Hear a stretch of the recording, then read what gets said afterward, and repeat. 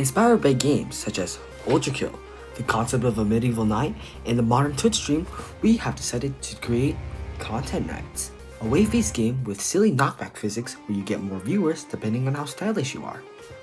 Imagine this, you're a knight working for a lord you admire. Now suddenly, you've been taken to the future.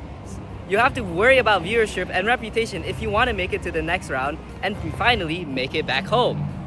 Each round consists of enemies including drones, robomen, robot dogs, and tanks. Each enemy grants EXP points, which can be used to gain levels, which can be used to gain skill points to ultimately upgrade your stats through the skill tree. In addition, viewers can give you gifts depending on reputation and total viewership, so keep it up.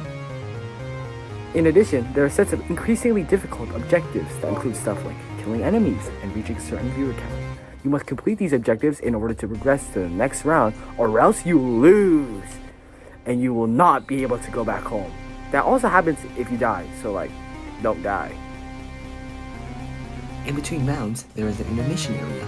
That is where you can spend skill points in the skill tree and switch out skills that you bought from the skill tree. But you can also talk to your viewers and your guide. The guide comments occasionally and has an important dialogue that defines your playthrough, so make sure to talk to him. In addition, you can talk to your hard-earned viewers, where depending on what you say to them can affect your reputation. They can give you items, give you corruption. Wait, what's corruption? Corruption is the bad currency of the game. When you appeal to your viewers too much or accept too many sponsors, then you will become corrupted. The screen will start glitching, and then it even changes the ending you get once you beat the final round. And did I mention that there are 6 separate endings depending on your level of corruption once you end the game? There's also 2 ones you can get early if you have too much corruption very early. And that's the game. We both worked super freaking hard to create this game, and next are our roles. I'm the artist of this project. I made the map, the characters, the models, all the enemies you see, and the textures as well for it. I'm also the main animator of the game.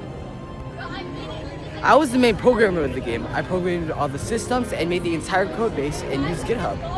In addition, I was the main sound designer. All the sound effects you can hear throughout the game, such as the themes, like the battle music and the intermission music, that was me.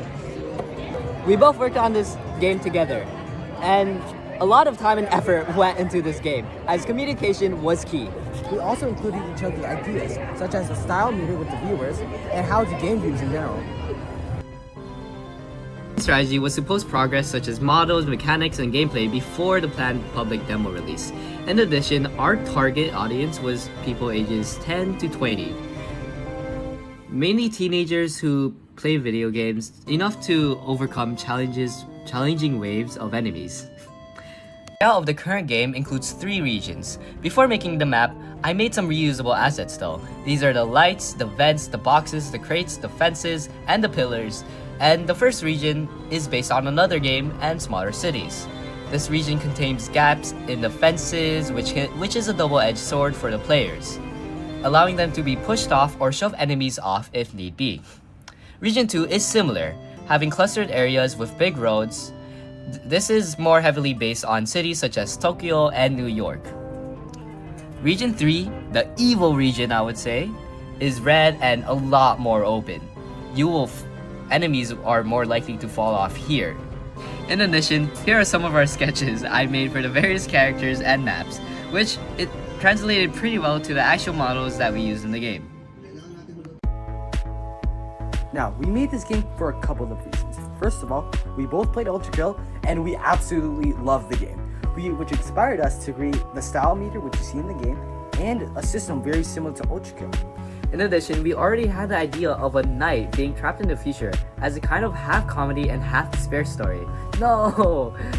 The knight will truly forget the future even if he does go back home.